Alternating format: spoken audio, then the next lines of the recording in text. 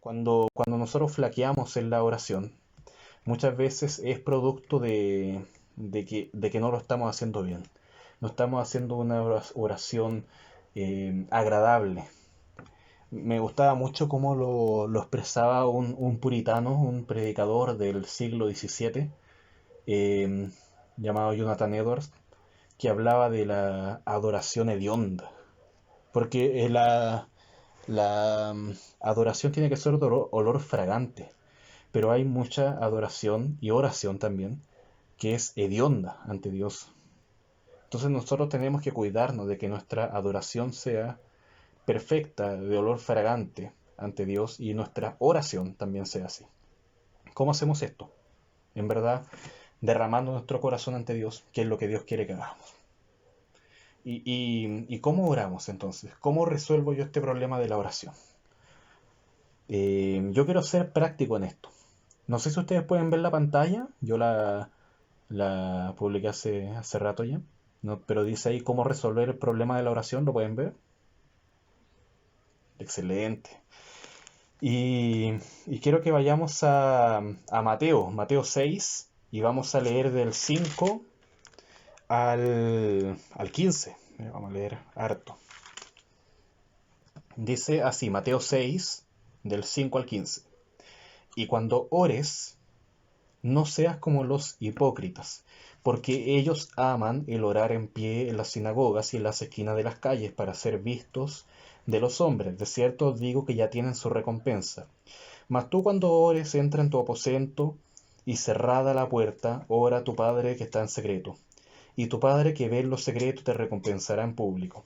Y orando no uséis vanas repeticiones como los gentiles, que piensan que por su palabrería serán oídos. Mas no os hagáis pues semejantes a ellos, porque vuestro Padre sabe de qué cosa tenéis necesidad, antes que vosotros le pidáis. Versículo 9. Vosotros pues oraréis así: Padre nuestro, que estás en los cielos, santificado sea tu nombre. Venga tu reino. Hágase tu voluntad como en el cielo, así también en la tierra. El pan nuestro de cada día, dánoslo hoy. Y perdónanos nuestras deudas, como también nosotros perdonamos a nuestros deudores. Y no nos metas en tentación, mas líbranos del mal, porque tuyo es el reino y el poder y la gloria, por todos los siglos. Amén. Y luego hay un agregado acá, que termina este modelo de oración. En el versículo 14 dice, porque si perdonáis a los hombres sus ofensas, os perdonará también a vosotros vuestro Padre Celestial. Mas si no perdonáis a los hombres sus ofensas, tampoco vuestro Padre os perdonará vuestras ofensas. Yo hace mucho tiempo, yo diría no tanto tampoco, a comienzos de año, me planteé este problema de cómo orar y cómo llevar una vida en verdad santa respecto a Dios. Entonces me planteé muchas resoluciones, que eran cosas así como Eh, resuelvo que antes de referirme a mi vida, debo y es mejor referirme a la vida de Cristo en mí, por ejemplo, y hablaba varias cosas así, eso es un ejemplo nomás. Pero había muchas de esas cosas que yo me planteé para mi vida que eran respecto a la oración, y yo las quiero compartir con ustedes ahora. Esto es íntimo, pero yo lo quiero compartir con ustedes. Es algo que yo hice para mí nomás, pero yo lo quiero compartir con ustedes ahora. Una de las resoluciones que tomé es esto. Resuelvo que toda oración debe ser dirigida a santificar el nombre de Dios primero y mayoritariamente. Ahí sería primera y mayoritariamente. Eh, yo esto es algo que me lo propuse en mi vida, así que cada oración que yo hiciera tenía que ser para eso. Y si no lo hacía, estaba rompiendo ese compromiso. Resuelvo que toda oración, cada una de ellas, debe ser dirigida a santificar el nombre. Si lees, por ejemplo, el Mateo 6:9, donde dice, Padre nuestro que estás en los cielos, santificado sea tu nombre. Ahí ustedes ven un dibujo de muchas flores. Hay una flor que se separa del resto, que está aparte, que es mejor, que es más grande, que es más hermosa. Eso es santificar, ponerlo en un lugar distinto, apartarlo de lo demás, decir esto es perfecto, esto es luminoso, esto es bello, esto es sabroso, esto es digno de ser adorado. Y ahí estaba Dios, Dios tiene que ser digno de ser adorado, no es como yo. es completamente perfecto. Yo soy pecador, Él es completamente puro. Yo voy a morir un día, Él es eterno. Yo puedo tocarme y estar acá presente, Él es infinito. Yo no puedo estar en todo lugar, Él es omnipresente. Yo no soy capaz de hacer todo, Él es omnipotente. Yo no soy bueno con todos, Él es completamente y perfectamente bondadoso, misericordioso, justo y fiel. Eso es ser, santificar a Dios en la oración. ¿Por qué hago esto? Yo escribí ahí un propósito: fortalecer la oración, la adoración. Que mi oración sea adoración, alabar a Dios. Y para eso quiero hacer uso de la Biblia. Y yo ahí escribí un consejo bien breve, que es usar el libro de los Salmos, que como iglesia en el bosque lo estábamos haciendo. Que hermanos, ustedes abran el libro de los Salmos, así como yo abrí el Salmo 42, y con ese salmo puedan orar. No algo así como tan forzado, así como que leo cada cosa y voy orando respecto a eso, como repitiéndolo. No, sino que entiendas eso, lo hagas parte de tu vida y luego lo devuelvas en adoración fragante a Dios. Por tanto, un consejo es que cada día escojan un salmo y ese salmo lo hagan parte de su oración. Hay una segunda resolución que yo hice, que es: resuelvo que toda petición, cuando nosotros oramos damos gratitudes, pero también pedimos. Toda petición debe ser dirigida a un anhelo por la palabra de Dios. Que, que, mi, que mi anhelo, que mi hambre se sacie solamente cuando yo en la palabra de Dios encuentro la satisfacción perfecta, la saciedad, que mi sed se calme, mi sed, que toda angustia pueda ser sanada, que toda tribulación pueda ser acabada, que todo pecado pueda ser pisoteado con la palabra de Dios. Y por eso necesitamos relacionar, entender que la oración también es un anhelo de Dios, donde yo le digo a Dios: Dios, yo tengo sed de ti, quiero más de ti. Necesitamos hacer eso. Así que, hermanos, yo les aconsejo a ustedes que cada oración, cuando pidan a Dios, también pidan para que su sed se dirija a la palabra de Dios. Pedimos por tener una mejor salud. Está bien eso. Pedimos por tener un mejor trabajo, y está bien eso. Por tener una mejor relación con mi familia, y está bien eso. Pero lo principal: ¿cómo yo voy a tener una mejor relación con la familia si no me dirijo siempre a buscar el consejo sabio en la palabra de Dios? ¿Cómo yo voy a saber cuál es el mejor trabajo si no encuentro sabiduría en la palabra de Dios? ¿Cómo yo voy a saber cuál es la verdadera sanidad para mi alma si no encuentro esa guía en la palabra de Dios? Necesitamos, por tanto, ser intencionales, hacerlo a propósito, que en mi oración yo incluya esto, porque por naturaleza no lo vamos a incluir. Siendo sincero, cuando estamos orando no vamos a decir esto: Señor, anhelo la palabra. No, por eso necesitamos ser intencionales, acordarnos de esto, y a pesar de que nosotros no queremos decirlo, quizá no nos sale así como tan naturalmente, lo hagamos igual, rompamos esos límites y acordémonos de que mi oración es un anhelo por la palabra de Dios. Y eso va a llevar a que mi oración tampoco sea egoísta, no sea simplemente por mí, sino que sea para Dios, para adorar a Dios y su palabra, porque en ella encuentro todo. Acá hay una tercera resolución y la imagen es bien violenta, eh, donde dice: resuelvo, esta va con el pecado, ojo acá: resuelvo que el pecado en mi vida debe ser puesto en oración hasta que sea erradicado totalmente. Y ahí está una parte, y la segunda es como un paréntesis, considerando la imposibilidad de eliminar el pecado de mi vida. Pues como dice en Mateo 6:12: y perdónanos nuestras deudas como también nosotros perdonamos a nuestros deudores. Nosotros hemos sido perdonados por Dios. Tenemos que recordar ese perdón de Dios, pero tenemos que también tomarle el peso a ese pecado que Dios nos ha perdonado. ¿Para qué yo escribo esta resolución? Para fortalecer el parecido a Cristo cada día, para fortalecer esa humildad que yo debo tener, de aceptar el poder de Dios, el perdón de Dios cada día en mi vida. Por tanto, hay veces que yo peco y dejo de pecar, pero luego al tiempo, a las 2 semanas, vuelve a aparecer ese pecado. y me siento terrible. Me siento asqueroso, repugnante, completamente indigno de estar frente a Dios, porque ahí está el pecado presente. Y yo me pregunto, ¿he orado para que ese pecado se desaparezca para siempre? Y muchas veces respondo no. Quizá no he orado. Oré en el momento que pequé para que ese pecado se fuera, pero pasaron los días, mi vida se calmó, estuve más tranquilo y dejé de orar por eso. Entonces, nosotros en nuestra mala memoria pecamos, pedimos perdón a Dios por eso, pero al otro día ya dejamos, nos olvidamos de que esto es una batalla y el pecado en verdad vuelve a aparecer ahí, vuelve a estar ahí presente. Tenemos que eliminarlo, así como ese hombre que está ahí en la imagen dispara al otro.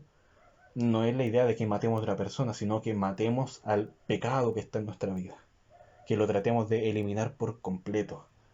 Destruye ese pecado, dispárale con todo, ahógalo, pero entendemos que esa persona, ese pecado que estamos ahogando en verdad sabe nadar y va a volver a aparecer ahí. Así que tenemos que pedirle a Dios constantemente que nos quite ese pecado, que sea erradicado completamente. ¿Cuándo va a pasar eso? En la perfección, en la glorificación, en la eternidad. Por tanto, tenemos que orar por esos pecados que son recurrentes y aparecen ahí, recordándonos que existen. Cada momento de nuestra vida tenemos que orar siempre. Y yo ahí hice un consejo. Ocupa un cuadernito y anota ahí tus pecados porque se te van a olvidar. Anota ahí tus pecados y recuerda todos esos pecados que van relacionados quizá con tu carácter, que sea ira, quizás están relacionados con placeres sexuales, quizás están relacionados con flojera, quizás están relacionados con negligencia, con mentira, y ahí pueden ser muchas cosas. Recuérdalos siempre que están ahí presentes, porque pueden volver a aparecer. Y cuando vuelvan a aparecer, nos preguntaremos, ¿en verdad yo estaba orando por eso? Y quizá a veces la respuesta sea no. Así que acordémonos de eso, tenemos mala memoria. Tenemos muy mala memoria. Por tanto, oremos por esas cosas y recordémoslas siempre. Ocupa un cuadernito o lo que te sea más conveniente a ti. Acá hay un fuego ardiente, de pasión. A mí me gusta relacionar la palabra pasión con el fuego, ¿ya? No tiene nada que ver con el infierno, por si acaso. Porque yo dije, voy a poner fuego, pero se puede ver medio extraño. No es eso, es pasión. Resuelvo que todo lo que debo hacer en mi vida debe ser realizado con pasión. ¿Por qué? Mira el versículo 13 de Mateo 6, cuando habla de la tentación. Está bien, está relacionado también con el tema anterior. No nos metas en la tentación, más líbranos del mal. ¿Por qué? Porque tuyo es el reino y el poder y la gloria. ¡Wow! Tremendo, así tuyo es todo, todo, todo. Nada es mío, todo es de Dios. Todo es para Dios. Toda la gloria sea a Él. ¿Por cuánto tiempo? Por mi vida, unos 80 años. Quizás viva eso, quizás viva menos. No. Por todos los siglos. ¿Y cómo sé yo voy a morir? Voy a morir, quizás, no sé, pongamos los 70 años. Eh, pero hermano, tenemos una vida eterna. En Cristo tenemos vida eterna. Tenemos que saber usarla bien. Que por nuestro corazón tiene que estar inclinado a que por la eternidad adoremos a Dios. No estamos simplemente adorando a Dios en esta vida, tenemos que hacerlo. Pero luego también seguiremos. ¿Por qué? Porque Dios es infinito. Dios no termina. No es como algo que tú puedes recorrer en un día, en un año, en 100 años. No. Necesita ser recorrido toda la eternidad. Así que debemos hacer esto con pasión, si no nos vamos a cansar y vamos a quedar tirados, derrotados en la mitad del camino. No queremos eso. El propósito de lo que yo resuelvo acá es que no caigamos en el enfriamiento espiritual, el clásico, el terrible, el temible enfriamiento espiritual. Ese momento en que dejo de orar, ese momento en que dejo de leer la palabra, en que ya no me siento identificado con mi iglesia, ese momento en el que me siento débil, triste, y estás en ese momento solo, quizá en tu habitación, quizá en tu auto, y te das cuenta que estás triste, porque estás frío, y necesitas fortalecerte, necesitas ejercitarte, necesitas avivar ese fuego. Y Y yo acá anoté un consejo simplemente, que es conocer cómo la vida de personas que vivieron con pasión se llevaron a cabo.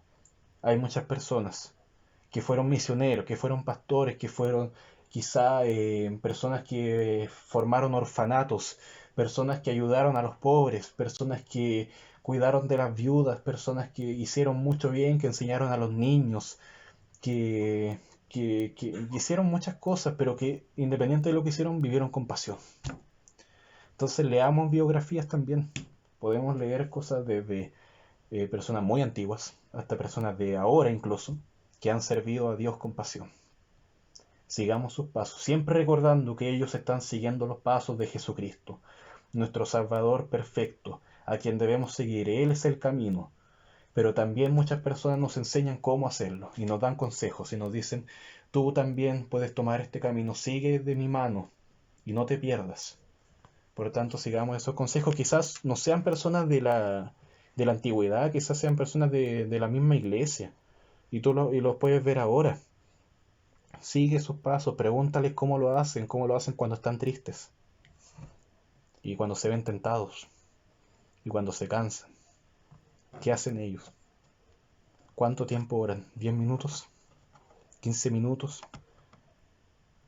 ¿5 horas? Averigüémoslo, averigüémoslo porque nosotros quizás estamos muy limitados a la idea de que si oro 20 minutos al día está bien. Y quizás yo hago mucho menos que eso.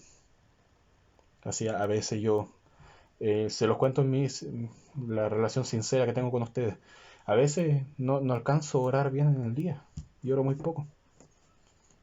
Y hay momentos en que he estado frío espiritualmente donde ni siquiera he orado. Y me ha pasado. Y eso yo digo, si yo fuera el pastor y yo fuera la oveja, o sea, si alguien me viera a mí, yo me pongo en disciplina de inmediato, porque como un creyente no va a estar orando. Eso es una de las peores cosas que puede pasar. Así que tenemos que avivar ese fuego. Resuelvo que todo lo que debo hacer en mi vida debe ser realizado con pasión. ¿Por qué? Porque debe ser para gloria de Dios. Y con esto termino. Me encantó la imagen. Eh, bueno, en verdad junté ahí dos imágenes de un hombre que parece indestructible, que parece que lo fueran a atacar entre todos, pero nadie le puede hacer daño. Así tenemos que ser. Mira, esa es la 5, no sé por qué quedó un 1 ahí. 5. Resuelvo que mi lealtad como creyente se prueba en el campo de batalla. Por tanto, debo estar firme y luchar contra mí mismo, el mundo, Satanás, los demonios, que están atentos a que caiga. Ellos quieren que caiga. Quieren que Freddy caiga. Quieren que nuestro hermano Manuel caiga. Que nuestra hermana Irma caiga. Que la hermana Ana se acobarde y caiga. Quieren que todos flaqueemos en esto. Y eso no puede pasar. ¿Cómo hacemos eso? Tenemos que estar firmes. Y quizás no solos. Quizás necesitamos compañía. Necesitamos apoyo de otro. ¿Por qué hacemos esto? Para no caer. Ahí yo escribí el propósito, no caer. ¿Y cómo lo vamos a hacer? Hay un consejo simplemente. Esto es un consejo, no es que la escritura diga esto. Pero debemos vivir como si yo fuera observado constantemente y luchar contra mis debilidades diarias como si fuera mi peor enemigo. Vivamos como si hubiera un león que nos está acechando y nos quiere devorar. Vivamos como si el enemigo estuviera atrás con una espada a punto de matarnos. Vivamos como si nos estuvieran grabando. Vivamos como si en verdad Satanás estuviera riéndose cada vez que caemos. Vivamos como si Dios, y lo es así, es omnipotente, omnipresente, está siempre atento. Sus ojos no se cierran y nos está mirando. Pero, por ejemplo, acá en Mateo 6 ocurría este caso de este hombre que, claro, oraba bien y todo, seguía esta oración y entendía el perdón de Dios, pero luego, cuando tenía que enfrentarse a otra persona, no la perdonaba. Y al final, toda su oración quedaba en nada. Oh, qué linda oración que tuviste. No sirve de nada. La fe sin obras es muerta, diría Santiago. Tenemos que entender ese texto bien. Necesitamos de la fe, pero también necesitamos confirmarla a través de nuestras manos que sirven a Dios, a través de nuestra boca que declara la grandeza de Dios, a través de nuestros ojos que no se cansan de buscar a Dios, a través de nuestros pies que siempre están llevando el Evangelio, a través de un cuerpo que no se dobla ante el enemigo, sino que simplemente está arrodillado frente a Dios. Y necesitamos de eso, necesitamos permanecer firmes en Dios, nuestro Salvador eterno. Y, y yo sé que es algo complejo, yo sé que es algo difícil, pero juntos. Y para eso es este grupo, para eso es esta iglesia, para que podamos animarnos a hacer el bien, instruirnos en la palabra, buscarnos constantemente, entendiendo que toda satisfacción, toda respuesta la vamos a encontrar en nuestro Salvador Jesucristo, en el Evangelio, en la palabra. Y la palabra, el verbo de vida, es Jesucristo, quien nos ha salvado para vida eterna. Y a ese Dios, a ese Padre que envió a Jesucristo oramos, y por medio de Jesucristo oramos. ¿Cómo damos gloria a Dios? Yo lo conversaba hace muy poquito con hermano Andrés acá en la casa, por medio de Jesucristo. Lo dice el texto ahí en Judas, al final, en el libro de Judas, la carta. No es el Judas el que traicionó a Jesús por si acaso. Pero ahí lo dice y dice por medio de Jesucristo damos gloria a Dios. Así que tenemos que entender eso. Y por medio de Jesucristo oramos a Dios. Así que hermano, lo dejo hasta acá yo. El tema, digo. Voy a dejar de compartir.